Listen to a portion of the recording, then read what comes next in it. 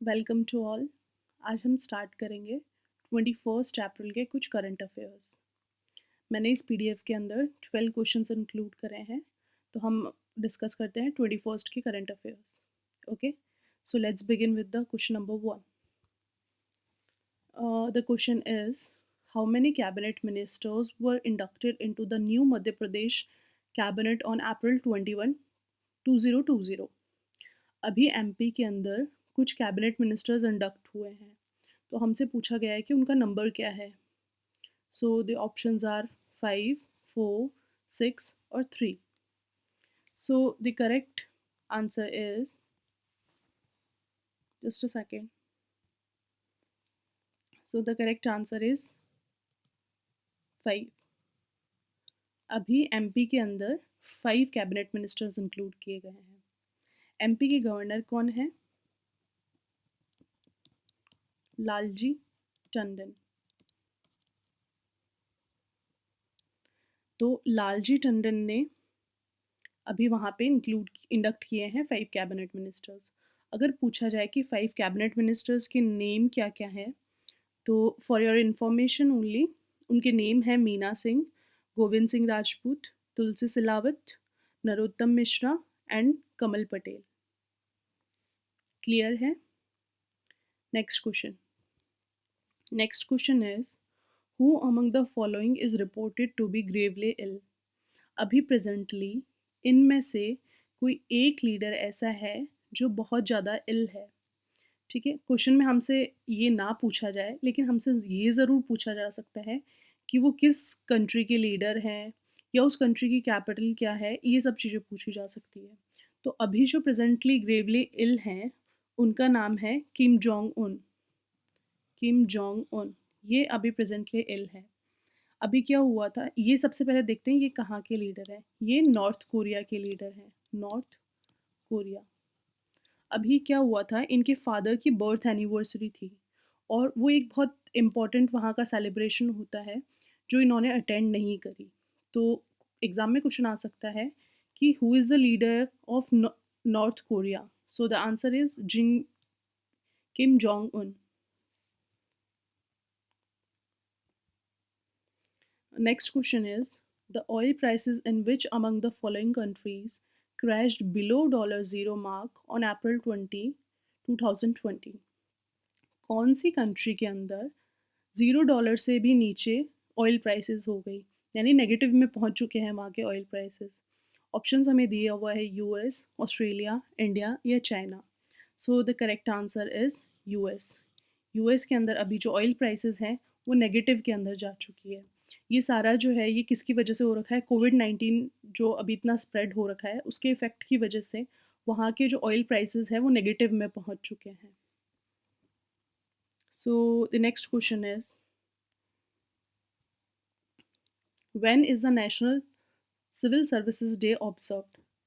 हमें पूछा गया है नेशनल सिविल सर्विसेज डे कब ऑब्जर्व किया जाता है। Options are 20th April, 22nd April, 21st अप्रैल और 19th April. So the correct answer is 21st April. 21st अप्रैल को सिविल सर्विसेज डे मनाया जाता है और ये जो डे है ये सेलिब्रेट किया जाता है ये सारे सिविल सर्वेंट्स को जिन्होंने अपनी लाइफ जो है वो इस कंट्री के लिए, इस कंट्री के सिटीजन्स के लिए डेडिकेट की हुई है, उनके लिए सिविल सर्विसेज डे सेलिब्रेट किया जाता है। Next question is, who develops Sanyam apps to track home quarantine citizens? कौन इनमें से कौन सी वो सिटी है जिसने स्वयं ऐप जो है वो लॉन्च किया है ताकि वो ट्रैक कर सके क्वारंटीन सिटीजन्स को? ऑप्शंस आर पुणे, जयपुर, दिल्ली और कोलकाता। सो the correct answer is Pune. Yes, Pune के अंदर क्या हुआ है कि ये ऐप जो है ये वहाँ पर लॉन्च किया गया है। अब इस ऐप के थ्रू क्या होगा कि जितने भी सिटीजन्स हैं जो जो कोविड-19 से अफेक्टेड हैं, तो उन लोगों को उनके प्रॉपर खाने की सप्लाई हो पा रही है, उनको जितनी भी नेसेसरी चीज़ें चाहिए वो सारी उनको डिलीवर हो पा रही है। इसके लिए उन्होंने एक पर्टिकुलर टीम बनाई है और वो इस ऐप के थ्रू ट्रैक करके उनको वो उनका इम्पोर्टेंट जो भी उनके हैं ग्रॉसरीज या जितनी भी चीज़ें हैं वो उनको डिलीवर की जाएगी। Next question is, who is appointed as the secretary to president Ramnath Kovind. अभी अपने जो प्रेसिडेंट है रामनाथ कोविंद, उनके नए सेक्रेटरी अपॉइंट किए गए हैं। सो हमसे पूछा what is the name of the secretary. Ramnath Tripathi, Kailash Singh, Kapil Dev Tripathi और Vikram Singh. So the correct answer is Kapil Dev Tripathi.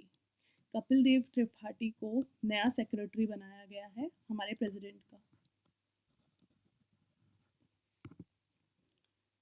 Next question is the Porizo bridge is constructed in which state.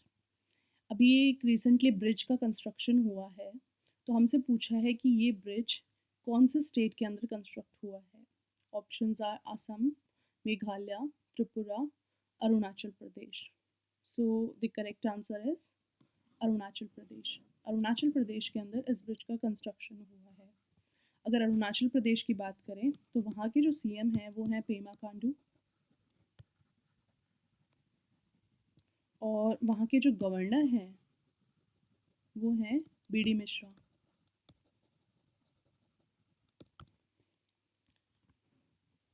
So next question is which bank recently launched voice banking services? अभी हाल ही में इनमें से किसी एक bank ने voice bank services start की है, तो हमसे पूछा है उस बैंक का नाम क्या है। SBI bank, ICICI bank, Axis bank और HDFC bank. So the correct answer is ICICI bank. ICICI bank ने recently voice banking services start करी है। वॉइस बैंकिंग सर्विसेज क्या है, ये जैसे सपोर्ट करेगा एलेक्सा को या गूगल असिस्टेंट को। इसके अंदर क्या है कि जैसे वॉइस के थ्रू हम लोग बेसिक बैंकिंग सर्विसेज को का लाभ उठा सकते हैं। जैसे सपोज़ करो हमने एलेक्सा को कमांड दिया टेल आवर बैलेंस, तो एलेक्सा हम लोग को हमारा बैलेंस बताएगा। तो ये जितने भी बैंकिंग सर्विसेज होती है बेसिक, वो हम इसके थ्रू कर सकते हैं। तो ये है hashtag bank with their voice. So ये किसने स्टार्ट किया है? ICICI बैंक ने। Next question is who represented India in the 5th annual meeting of Board of Governors of the New Development Bank? अभी NDB की, that is new development bank, उसकी board of governors की meeting हुई थी। हमें पूछा है कि इंडिया को किसने रिप्रेजेंट किया। ऑप्शंस आर नरेंद्र मोदी, पीयूष गोयल, अमित शाह और निर्मला सीतारमन। सो the answer is Nirmala Sitharaman. NDB की जो मीटिंग थी उसके अंदर इंडिया को रिप्रेजेंट किया है निर्मला सीतारमन ने। अब निर्मला सीतारमन कौन है? हमारी फाइनेंस और कॉर्पोरेट अफेयर मिनिस्ट्री ये संभालती है कैबिनेट की। ओके, अब ये जो मीटिंग थी ये हुई थी वीडियो कॉन्फ्रेंसिंग के थ्रू, और ये हुई थी दिल्ली के अंदर।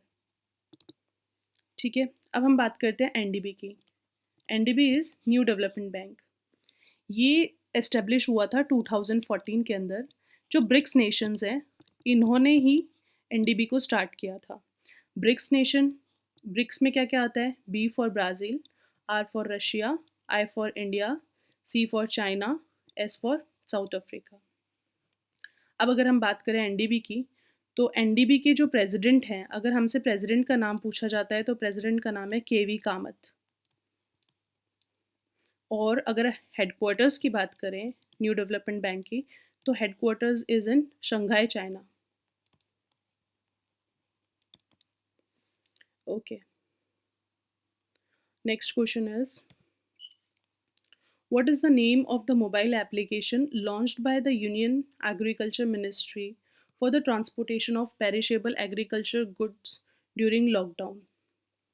अभी एक क्या हुआ है, मोबाइल एप्लीकेशन लॉन्च की है यूनियन एग्रीकल्चर मिनिस्ट्री ने, ताकि जो एग्रीकल्चर गुड्स हैं उनका मूवमेंट हो सके, उनका ट्रांसपोर्टेशन हो सके। तो हमसे पूछा इस एप्लीकेशन का नाम क्या है। इज़ दिस कृषि उपकार, कृषि रक्षा, किसान रथ और Kisan Raksha? So the correct answer is Kisan Rath. Government ने जो एप्लीकेशन लॉन्च करी है वो है किसान रथ। अब इसमें होगा क्या, बहुत सारी ऐसे चीज़ें हैं जिनका ट्रांसपोर्ट नहीं हो पा रहा है और उसकी वजह से फार्मर्स बहुत अफ़ेक्ट होंगे। फार्मर्स की जो फाइनल जो उन लोगों की फसलें हैं, जो रेडी है और जिसको मंडी तक पहुँचाना है और बिकॉज़ ऑफ कोविड-19 जो लॉकडाउन हो रखा है, उसकी वजह से वो फसलें मंडी तक नहीं पहुँच पा रही है।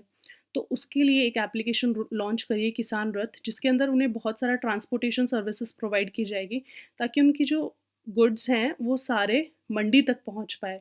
तो ये एक ज़रिया बनेगा from farmer to mandi. So the name is Kisan Rath. Next question is which organization granted a special refinance package of 50,000 crore to National Bank of Agriculture and Rural Development, Small Industry Development Bank of India and National Housing Bank? कौन सी organisation ने NABARD, SIDBI and NHB को 50,000 करोड़ का refinance दिया है, मतलब उतना